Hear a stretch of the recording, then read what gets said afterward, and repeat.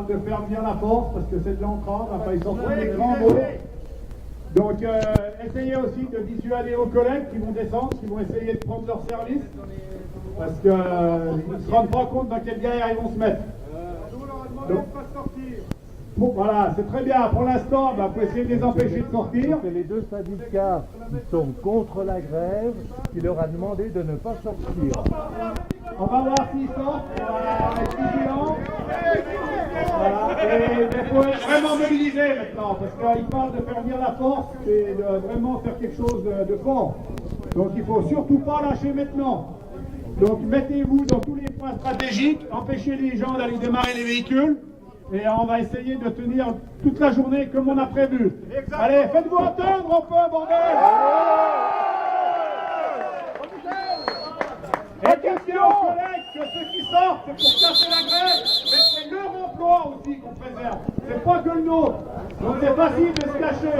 Mais à un moment donné, il faut tous être ensemble pour sauver nos emplois. On sauve aussi les emplois de la direction. Donc ne baissez pas les bras. Rendez-vous devant Jonction 2 et au bout de la rue. Et on y va. Pas question. On met le feu.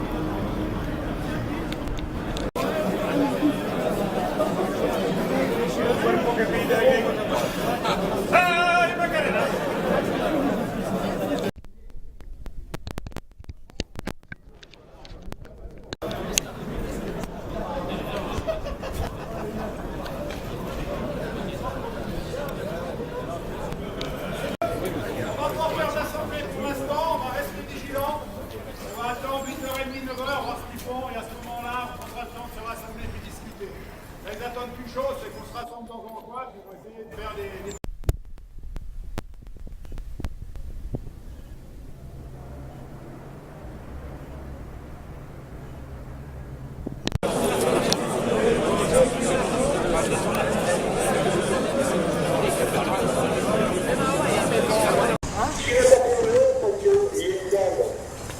Il est parmi nous et qui doit retourner en Tchétchène et il dit non, pas par une guerre qui devrait nous dire à nous. Et je vous dis qu'on vous soutient dans tous vos démarches de vous faire. Ici, avec... Il reviendra toujours parce que, surtout si notre président, il est au moment à Bruxelles, il y a un contact avec lui, il va nous envoyer encore un message de solidarité de la Fédération européenne des travailleuses et travailleurs du transport public qui réunit solidaire. Je suis très impressionnée de votre solidarité et je vous souhaite toute la force qui est nécessaire pour accepter une résolution pour soutenir cette grève. Et on l'a obtenu. C'est pas un travail uniquement de grève. La grève, c'est la démonstration effectivement de notre colère. Et il va falloir continuer. Il va falloir continuer parce qu'il parle le contraire. Donc, je vous appelle, jusqu'à ce soir en tout cas, à maintenir votre pression, car effectivement, je veux dire, elle va être nécessaire jusqu'à la fin du combat jusqu'à la victoire. Merci.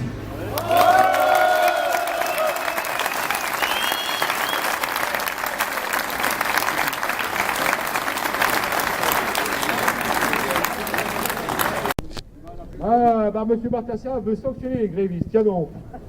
Hier soir à la télé. Sur les ondes de RTS, Bartassa, conseiller d'État, chargé de la mobilité, a promis des sanctions à l'encontre de personnes qui ont fait l'obstruction. Vous avez fait l'obstruction, vous? Non.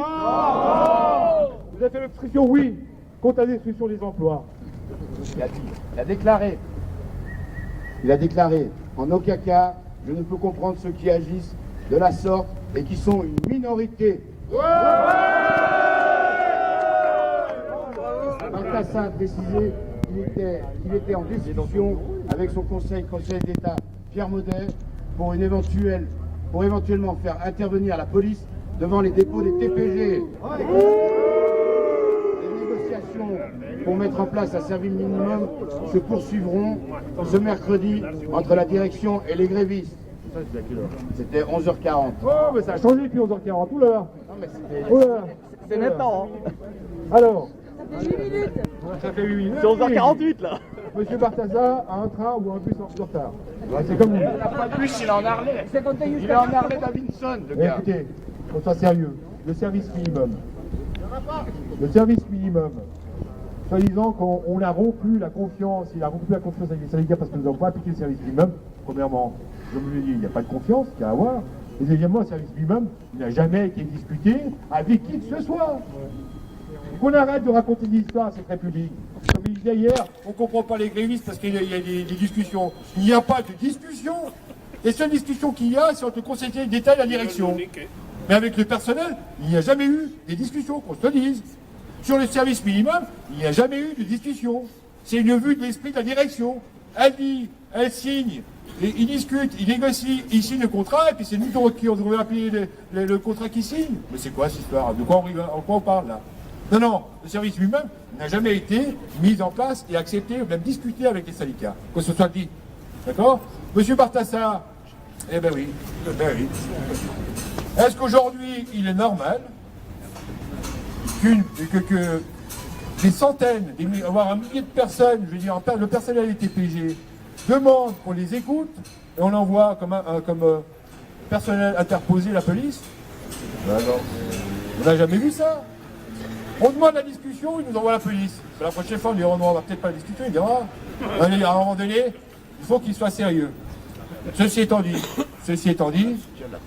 je pense qu'il faut, aujourd'hui, ce soir, avec une assemblée générale du personnel des TPG, voter des résolutions qui demandent l'ouverture immédiate des négociations sur le contrat de prestation. Mais pour ce faire, il faut qu'il laisse tomber d'abord ce contrat de prestation parce que négocier sur ce cadre-là, c'est un cadre qui est pourri. D'accord? Nous sommes prêts à négocier sur le contrat de prestation, mais en partant de rien, en partant presque de celui qui a été proposé la première fois avec l'augmentation de l'offre, l'augmentation de la solde et tout ça. On doit partir de ça. Sinon, il n'y a pas de cadre possible. On est d'accord? Donc ce soir, je pense qu'il faudra qu'on fasse une assemblée, j'ai pas encore discuté. À quelle heure? Vers 20h, moi je penserais plutôt. 20h. Donc il serait bien que vous reveniez pour 20h pour pouvoir décider la suite à donner à tout ça. D'accord? Il faut rester en attendant. À quel endroit? Ici. On fera en direct, on la fera en direct. On fera direct comme on l'a fait ce matin. D'accord? Si ça vous dérange pas. Ok? Allez, bonne continuité alors. Hein.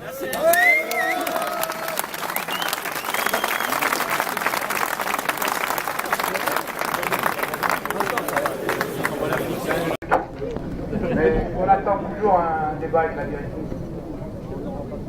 Et je ne pense pas qu'on en aura ça.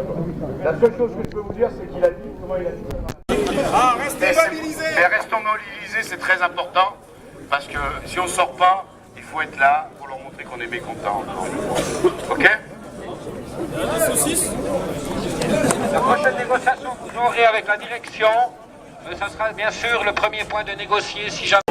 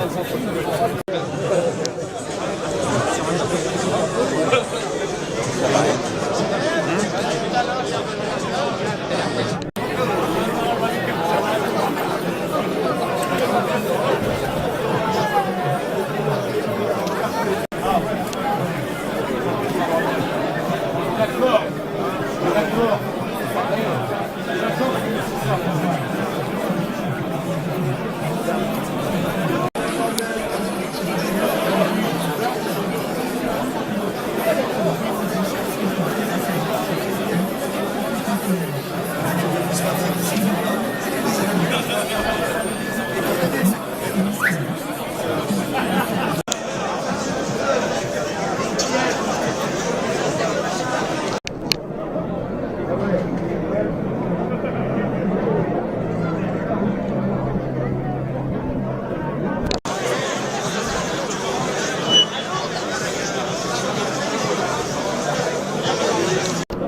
Fred!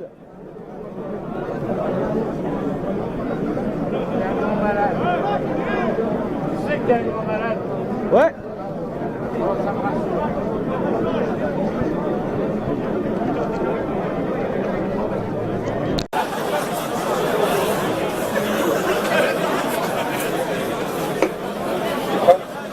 Vincent!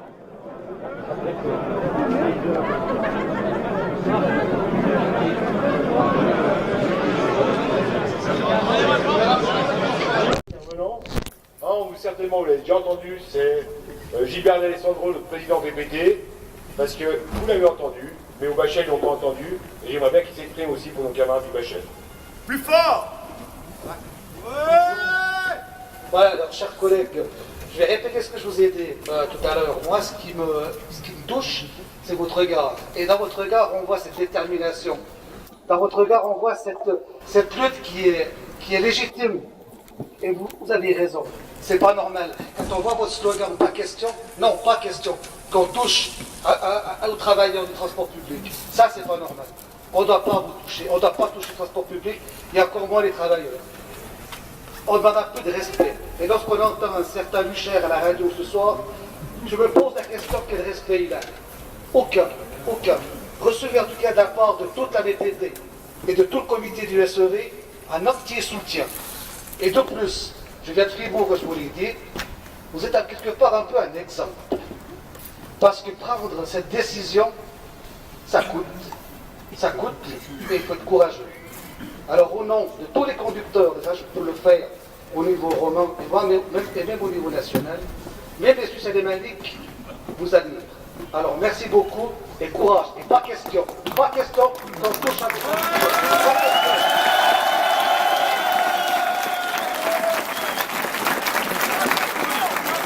Je passe également la parole à Patrick Fleury, le président du cartel intersyndical de la fonction publique, c'est-à-dire le cartel qui retranscrit les syndicats de la fonction publique.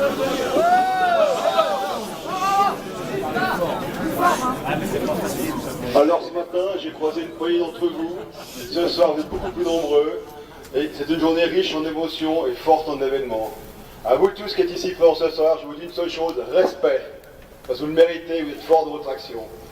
À Valérie et à Vincent, je tire mon chapeau pour l'action qu'ils ont faite avec l'équipe du SEV.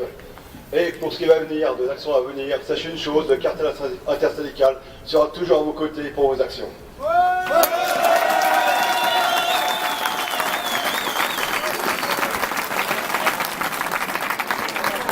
Bien camarades, on va commencer directement maintenant l'Assemblée Générale. Il y a la première question que je dois vous poser. Il y a parmi nous la presse. Est-ce que vous voulez que la presse participe à cette assemblée ou vous voulez que nous restons entre nous et puis on la convoquera après? La presse, oui. On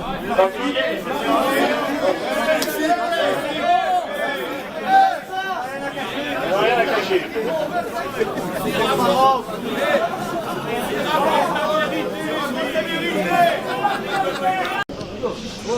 Le camarade Gilbert a dit respect. Il a cité Valérie et Vincent. Je dois dire, je ne connais pas tous vos noms. Je ne connais pas tous les noms qui sont succédés au niveau du Bachet, au niveau des Verniers. Mais vous êtes les acteurs de ce qui s'est passé aujourd'hui. Vous êtes les principaux responsables de ce qui s'est passé aujourd'hui. Et c'est ça qu'on doit retenir. Le SEV, comme dans son habitude, comme dans sa tradition, n'a été que votre porte-parole. Et ça, il ne faut pas l'oublier. Donc, respect à tous et merci à tous déjà.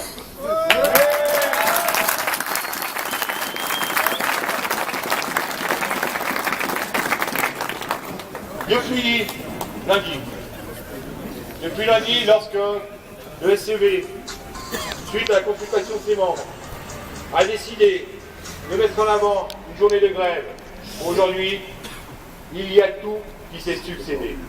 Ils ont tout essayé. La division, la répression, les menaces, tout a été passé pour que cette journée d'aujourd'hui soit un échec. On peut dire qu'ils ont loupé leur coup.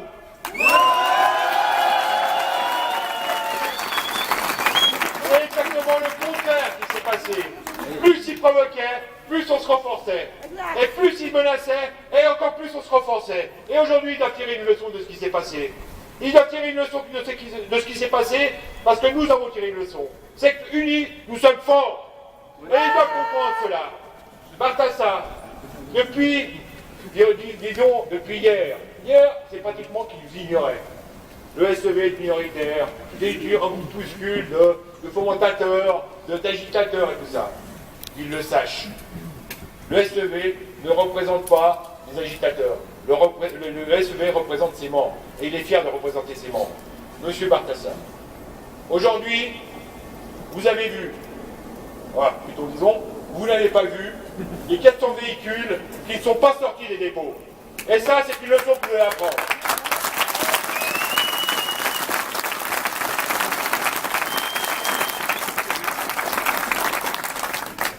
Une fois que vous avez ouvert les yeux, monsieur, alors il faut ouvrir les oreilles.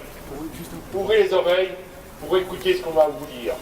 C'est-à-dire que votre contrat de prestation, il faut le retirer. Votre contrat de prestation ne représente pas un avancement social. C'est une rétrogradation sociale. C'est une rétrogradation même dans les prestations à la population. C'est une rétrogradation même au niveau des usagers. C'est une rétrogradation même au niveau des services publics. Et nous ne laisserons pas faire ça. Il est hors de question que vous vous attaquiez notre outil de travail et notre travail. Qu'on se dise. Donc maintenant, M. Balthazar, sachez-le, nous attendons dans la prochaine période une ouverture des négociations rapidement. Mais rapidement, parce qu'on n'a plus la patience pour attendre. On sait que le 3 ou 4 décembre sera voté au niveau de Grand Conseil le contrat de prestation de misère qu'il nous prépare, et cela, cette date-là, nous la tenons en tête. Nous avons aujourd'hui, comme depuis des années, combattu pour nos conditions de travail, pour nos contrats de travail, pour notre statut, pour nos collègues. Aujourd'hui, qu'est-ce qu'ils nous proposent? C'est de revenir en arrière sur tout ça. Cette mesquine attaque contre les retraités, cela, on n'en veut pas. Cela, ce n'est pas possible. Et aujourd'hui encore, ils voudraient encore sous-traiter encore plus, privatiser encore plus, mais ils n'ont rien compris. C'est nous les électeurs. Et vous, M. Balthazar, vous ne représentez pas les électeurs. Vous représentez les banquiers qui, eux, veulent que l'argent de la dette leur rentre dans leur poche. Et ce n'est pas possible que c'est les travailleurs, le TPG ainsi que la fonction publique qui payent cette facture. On n'en est pas là et on ne voudra pas, de toute façon. Je dois vous féliciter. Je dois dire que je m'attendais, je ne vous le cache pas, je m'attendais à une réaction très vive de nos collègues des TPG. Je m'attendais à une réaction également très vive de la direction. Ce qui s'est passé ici, ce qui s'est passé au Bachet avec les jeunes conducteurs, ça je n'oublierai jamais. Ça, il faut que je sache, tout le monde, ce qui s'est passé. Il y a eu des pressions. Aujourd'hui, on entend dans la presse que le SEV, les travailleurs en grève, ont voulu immobiliser les collègues qui voulaient travailler. Ce n'est pas vrai. Ce n'est pas vrai. Moi, je peux vous dire comment ça s'est passé au Bachet. Lorsque les collègues remontaient du garage, ils étaient alignés, les syndicats qui étaient contre la grève, tout de suite après il y avait les RG, tout de suite après il y avait le responsable des RG, tout de suite après il y avait le directeur, et tout de suite après, ils devaient mettre la signature s'ils étaient grévistes ou pas. Donc imaginez-vous la pression qu'ils ont vécue, ces jeunes conducteurs. C'était innommable, jusqu'à un certain point où ils les avaient enfermés dans la salle de repos pour les convaincre à prendre la conduite. Et c'est nous qui avons fait de pression. De qui se moque-t-on? Qu'ils viennent essayer de déposer plainte pour harcèlement psychologique. Qu'ils y viennent. Vous êtes tous témoins de ce qui s'est passé ici, et au Bachet, ils sont tous témoins de ce qui s'est passé là-bas. Nous, je veux dire, nous avons notre conscience avec nous. Nous avons la fierté d'avoir fait ce travail, d'avoir fait cette action, avec le respect de tous les collègues, le respect de toutes les opinions qui se présentaient ce matin. Et donc ça, nous sommes fiers, et nous devons le dire et le redire. Il y a eu des attaques également contre la nationalité de chacun. Le SEV. Je création en tant que syndicat, a toujours dit, nous sommes un syndicat où toutes les nationalités, toutes les philosophies, toutes les religions, toutes les options politiques sont représentées démocratiquement. Et nous y tenons ça. Nous y tenons comme nous tenons à notre statut qui dit à travail égal, salaire égal. C'est ce qui nous rend forts. Il n'y a pas de nationalité différente ici. On arrête de faire la diversion. On fait la diversion sur les frontaliers, sur les étrangers, sur les immigrés. En attendant, le gouvernement fait passer des attaques sans arrêt. Nous sommes unis, nous devons rester unis.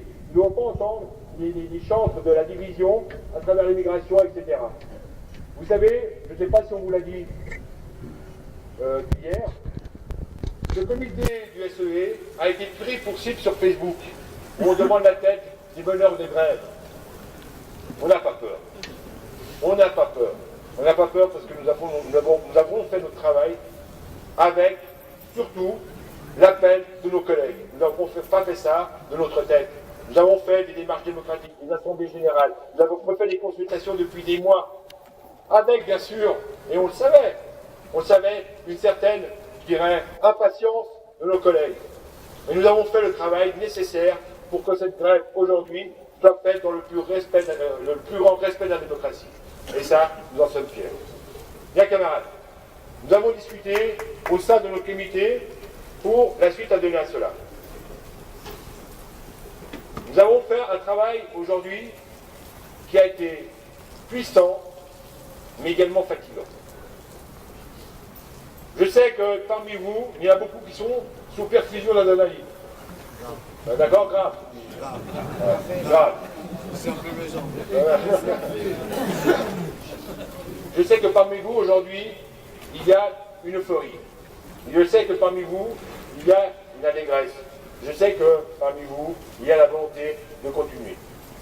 Je pense que d'ici le 3 ou 4 décembre, nous avons des tâches à mener. Nous avons faire en sorte que le Parlement recule, que le Parlement refuse. Nous devons envoyer une résolution au Conseil d'État, particulièrement à M. Bartassa, pour qu'il retire son contrat de prestation et puis qu'il ouvre des négociations véritables sur la base d'un contrat de prestation qui ne prévoit ni licenciement, ni attaque contre les retraités, ni attaque des mécanismes salariaux. Et ça demande une certaine rigueur. D'accord ? Nous sommes dans un marathon, nous ne sommes pas dans un sprint.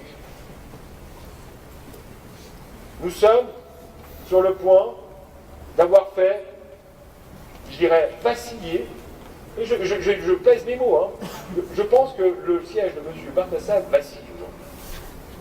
Je pense que le conseiller d'État Bartassa a des fusées qui lui arrivent de tous les côtés, des scuds, merci Fred, des scuds, vous avez oublié cela, d'accord, et qui viennent de tous les côtés, et principalement de ses confrères du Conseil d'État, parce qu'ils savent aujourd'hui ce qui est en train de se passer, c'est pas uniquement la grève des TPG. C'est la leçon qu'on a donnée aux autres syndicats, la manière de faire pour se défendre. Et aujourd'hui, au niveau de la fonction publique, ce qui risque d'arriver, c'est effectivement que toute la fonction publique suive l'exemple des TPG. Et c'est ça qu'ils ont peur. Dans tous les secteurs, au niveau de la police, des hôpitaux et tout ça, c'est-à-dire que tout le Conseil d'État est concerné par rapport à ça. Et ils savent qu'aujourd'hui, la réussite de la grève, je répète, pas un seul véhicule qui est sorti, c'est un appel d'air pour l'ensemble de la fonction publique. C'est un appel d'air pour les travailleurs du privé même. C'est-à-dire que nous avons fait un travail exemplaire. Nous allons continuer de faire ce travail exemplaire. Il n'est pas question de s'arrêter là. Maintenant, il faut mesurer les forces que nous avons. Est-ce que demain, partir, prolonger la grève, est une solution? Non. Oui. Non. Moi, je pense qu'il faut déjà envoyer une résolution à Bartassa pour lui dire qu'il ouvre les négociations. Et d'ici le 2 ou le 3, le comité appellera à une action importante, plus importante de celle d'aujourd'hui. Mais il faut rester sérieux, dans le sens que je ne pense pas que ce serait faux de partir, mais je pense que ce serait hasardeux. Hasardeux dans le sens que nous ne sommes pas prêts. Nous ne sommes pas prêts pour continuer avec je veux dire, la fatigue que nous avons. On nous aurait encore, et là je veux dire, ça passerait, je veux dire, vraiment sur un problème d'usagers, mais qu'aujourd'hui on dise, Maintenant, M. Bartassin, il faut qu'il nous réponde, sinon quand on va, on repart. Et vis-à-vis des usagers, on aura effectivement le droit de dire, il ne nous a pas écoutés, et on repart. Ce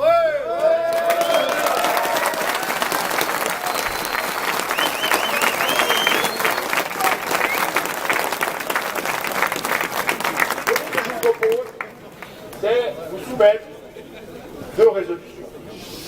C'est Valérie qui vous les dira. Une sur le mandat, la lettre, ou la demande d'ouverture de négociation à M. Bartassin, et sur, après, les mesures de lutte. Valérie.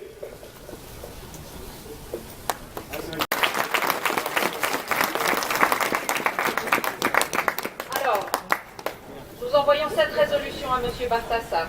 Nous demandons le retrait du contrat de prestation actuel sur lequel se penchera le Grand Conseil, prévoyant la disparition de 131 emplois, dont 63 licenciements. Nous demandons à M. Bartassin d'ouvrir la discussion d'ici le 28 novembre. Vous avez bien retenu, c'est juste avant cette votation. Et nous voulons que ces discussions portent sur un nouveau contrat de prestation qui englobe le développement du réseau, les conditions de travail de qualité pour les employés, le maintien des acquis des retraités. Est-ce que ça vous irait? Oui. Et je pense qu'il faut qu'on ajoute une chose à ça, puisqu'ils vous ont tellement menacé de sanctions, nous demandons qu'aucune sanction soit prise contre aucun des grévistes.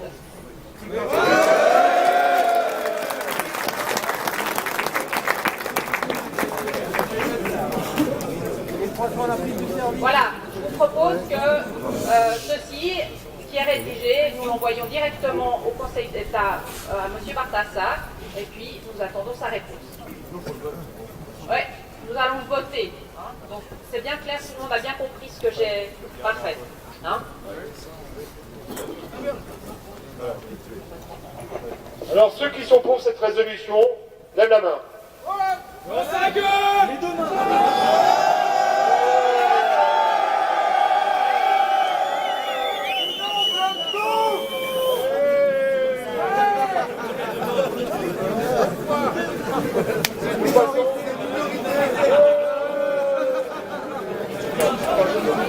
Je sais pas, il y a quelqu'un qui est en contact avec le bachet pour savoir s'il y a une temps de voter.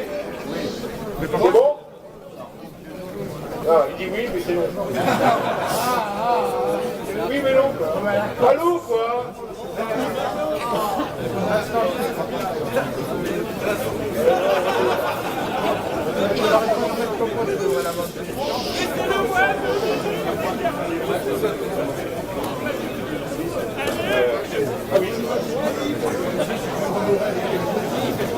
Attendez.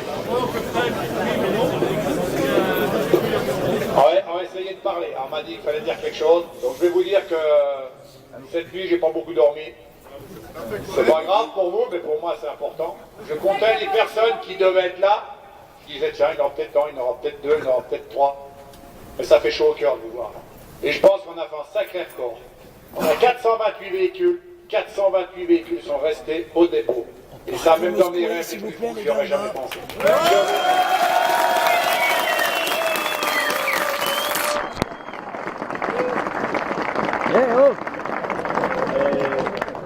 Comme on dit, c'est vrai qu'il faudrait que ça continue, mais je pense qu'il faut qu'on garde nos forces. On fera pas plus fort, on ne peut pas en garder plus que 428.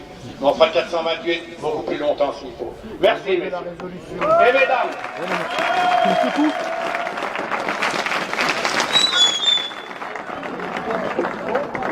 C'est pas ça, c'est que tu me secouais, ça, je filme. Unanimité au bachet comme nous.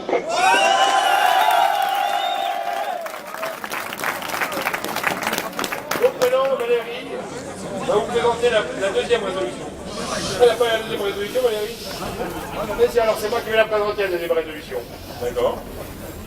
La date du 28, c'est l'échéance. Nous vous proposons la résolution suivante, c'est que vous donniez mandat au comité du SEV pour organiser les mesures de lutte suivantes. Et bien sûr, on vous tiendra au courant, comme on l'a fait dans ces 3 derniers jours, c'est-à-dire qu'aujourd'hui, vous me donnez mandat au comité du SEV d'organiser la suite des événements. Est-ce que vous êtes d'accord par rapport à ça? Levez la main. Oui. Tous unis avec le SEV. Tous unis. Tu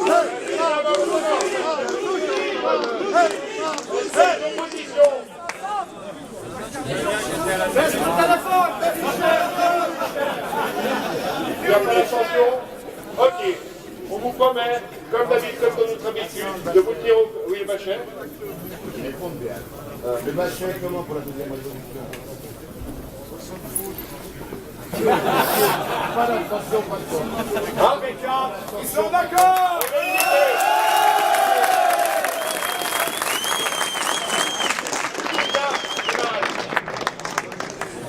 Pour certains, la nuit n'est pas finie. Il y aura encore, jusqu'au dernier collègue qui devra partir, il y aura encore des délégués SEV qui resteront ce soir, jusqu'à 1h, je ne sais plus combien.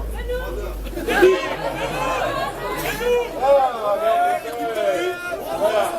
Donc, camarades, sachez-le, il y aura des délégués qui resteront avec vous jusqu'à 1h30. Si d'autres personnes veulent rester, vous êtes les bienvenus.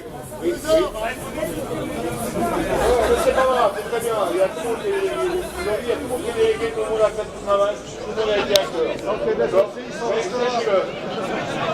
Au Bachet, il y aura également effectivement ce qu'on appellera un critère réduit de délégués SEV, tout simplement pour soutenir les camarades. Il y a tout à coup quelque chose qui se passe, et au moins un minimum une présence syndicale. D'accord? Voilà. On peut dire. C'est dur de finir cette journée. C'est dur de finir cette journée parce qu'elle va rester dans les mémoires. Elle va rester dans les mémoires non seulement des anciens, mais je pense qu'elle va rester dans les mémoires surtout des jeunes. Il y a parmi vous, je pense, une grande majorité qui aujourd'hui ont subi le baptême du feu. Eh oui, eh oui. Mais en baptême du feu comme ça, comme le disait Michel, il était inespéré. Vous avez appris, vous les jeunes, syndiqués ou non syndiqués, que c'est la force. C'est la force, c'est l'union qui fait la force, et c'est le rapport de force qui fait trembler sur leur piédestal dirigeant. Alors, merci et bravo, et bonne rentrée.